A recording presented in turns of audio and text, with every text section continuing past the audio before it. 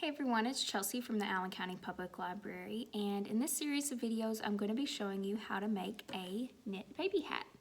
And we are doing that to help out our local health department, the Allen County Health Department. They have a program called the HANDS program that benefits young mothers in the community. So we are making hats to go in the little kits that they give out, the mothers. And if you need help getting started on your hat, we have some kits here at the library that you can pick up. We have some purple yarn because the hats have to be purple, and we have a knitting pattern for you to use. If you need knitting needles, you'll have to provide that for yourself, so I recommend that you get a size 10 or 10 and a half to use for this project. And we have been doing a series of videos in the past of different knitting techniques. So I've walked you through how to do a basic cast on, how to do a knit stitch, and how to do a purl stitch. And we'll be building off some of that in these videos, but I'll also be teaching you a few different things. So one thing that's going to be different is I'll be showing you a different cast on method so that it becomes more stretchy. And it's not the only method, but it's the one that I'm going to show you. It's called a long tail cast on. And I'll also be showing you how to make a rib in your works, as you can see here. And we'll also be going over some decreased stitches, which will be knit two together is what we'll work on this project. And then I'll cover how to finish your project. So in the first video, I'll show you the cast on and the knit two, purl two rib pattern. In the second video, I'll show you how to do your body and then how to decrease. And in the last video, I'll show you how to finish up your work and put the seams in and weave in your tails and all of that.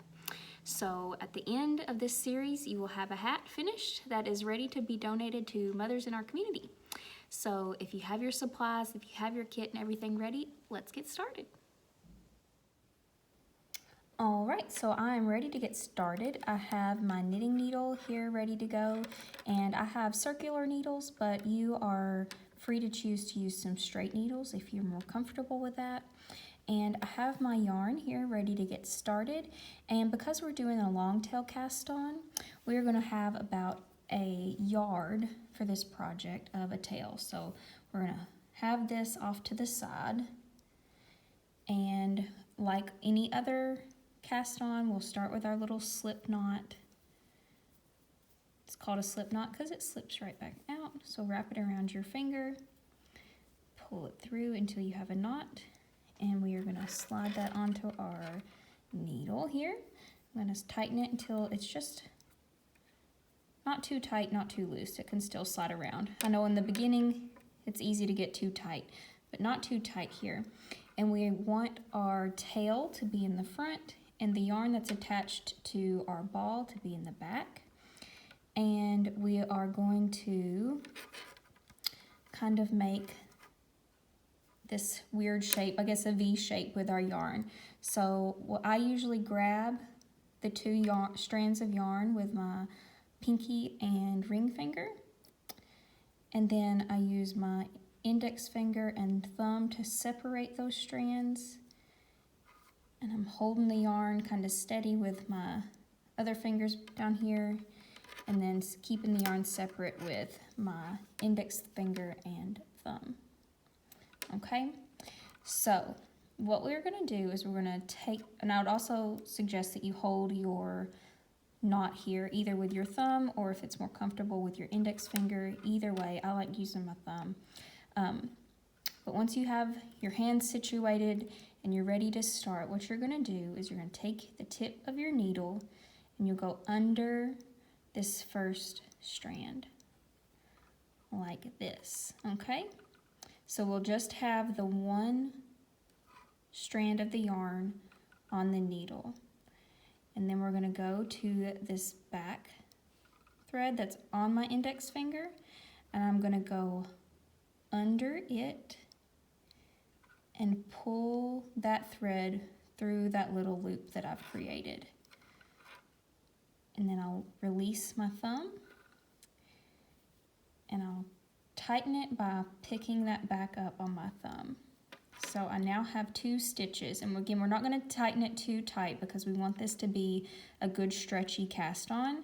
Not too tight, not too loose is the key, and that comes with practice. If you want to do this a few times to get the hang of it, that's fine.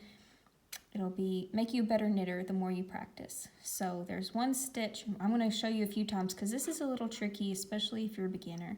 So we are going to take our needle and we're going to go under this first strand of yarn that's on our thumb, and then we're going to go over the first strand on our index finger, and we're going to pull that through while letting go of our thumb.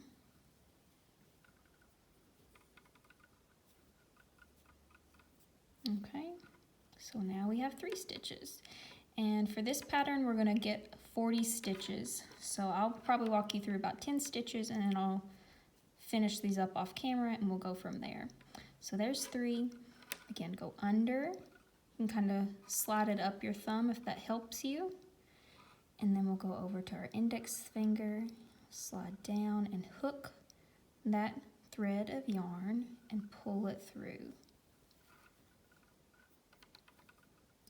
Kind of tricky to get started with, but once you get this started, it can go, you can just zip through these cast on stitches once you get the hang of it. Go under the first strand, over the index strand, and pull through. So basically we're making a loop on our thumb and pulling this thread through our loop.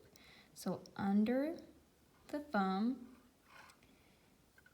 pulling that index thread through our loop.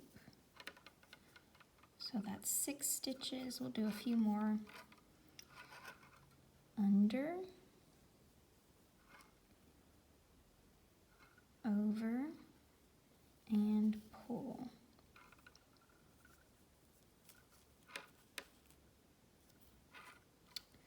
So put it back on your thumb.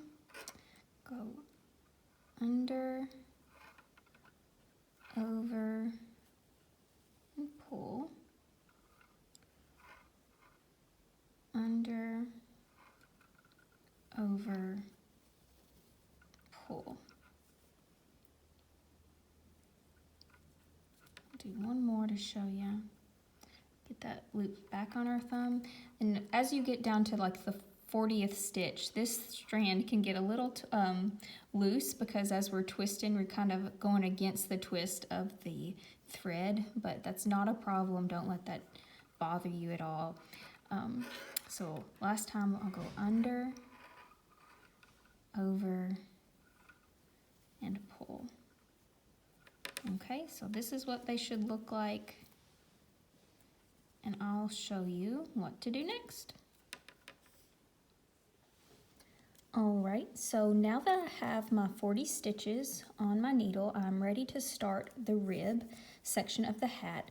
And for this hat, we're going to be doing a 2 knit, 2 purl pattern. So that is pretty straightforward. That's exactly what you'll be doing. You'll do 2 knit stitch, 2 purl stitch. So I'll go ahead and get started.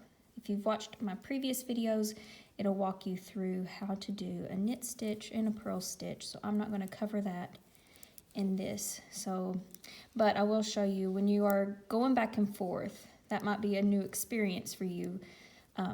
So you do your knit stitch where you have your yarn in the back, and then to switch to the purl, you simply bring your yarn to the front and you'll do the purl stitch.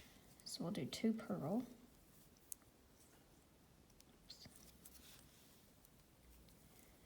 And then we're going to go back to the knit stitch, so we'll throw the yarn to the back, and we'll do 2 knit stitches,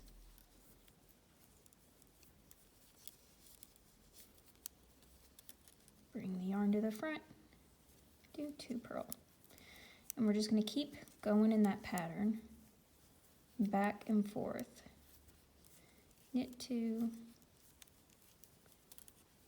purl 2, and I'm going to work through the end of this because I want to show you sometimes it's difficult, especially for beginners, to look and tell what stitch they are working on.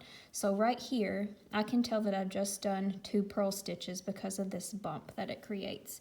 If you can see, there's a little bump on these 2 stitches, but then on these these are knit stitches, and they have a loop that you can see, or what I would call the loop of a knit stitch. And then there's the 2 bumps of the purl, the 2 loops of a knit.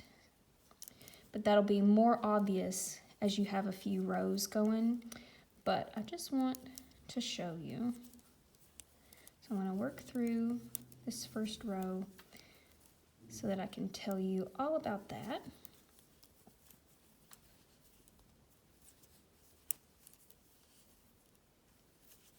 And if you're a beginner, again, don't go as fast as I am. It's no big deal.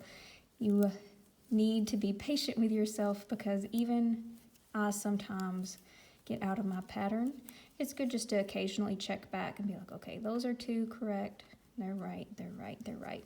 Just so you don't get halfway through with your project and you look back and you see your mistakes. So just take a few minutes or a break every couple minutes and check and say, am I still working in the pattern that I'm supposed to be in? It's a good practice to have, especially when you are working on bigger projects.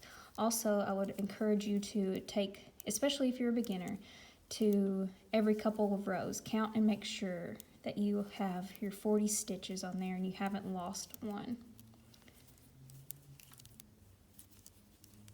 As you become more confident in your skill, you might not have to take those breaks as often, but it is necessary a lot of the times. Okay, so we're almost at the end here.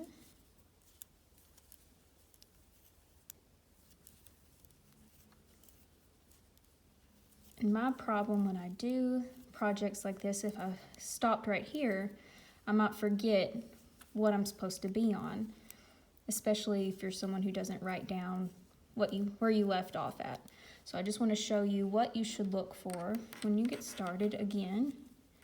So these 2 bumps, that was a purl stitch, but these loops here were my knit stitch. So I'm going to continue with starting with 2 knit stitches here. And as you continue in your work, this rib pattern kind of causes your work to be a little more stretchy. You're kind of creating an accordion in your piece that you're knitting. And when you go to straight knitting later on in the pattern, it'll get wider because you're not going back and forth between the knit and the purl. But as we add rows to this, I think it's easier to see. See, we have our knit stitches. They're becoming more apparent. And then here are our purls. We've got those bumps. That's how you can tell the difference. So you are going to continue doing this for a few rows. I think the pattern says 6 rows. So you'll continue doing this for 6 rows, and in the next week's video, I'll show you what to do next.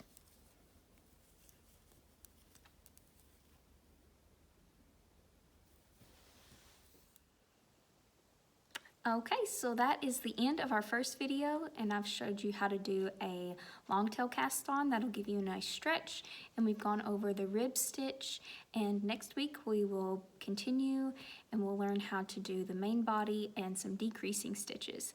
If you know how to do all this, you can feel free to go ahead and finish your project, but if you need some help, I'll see you next time. Thank you.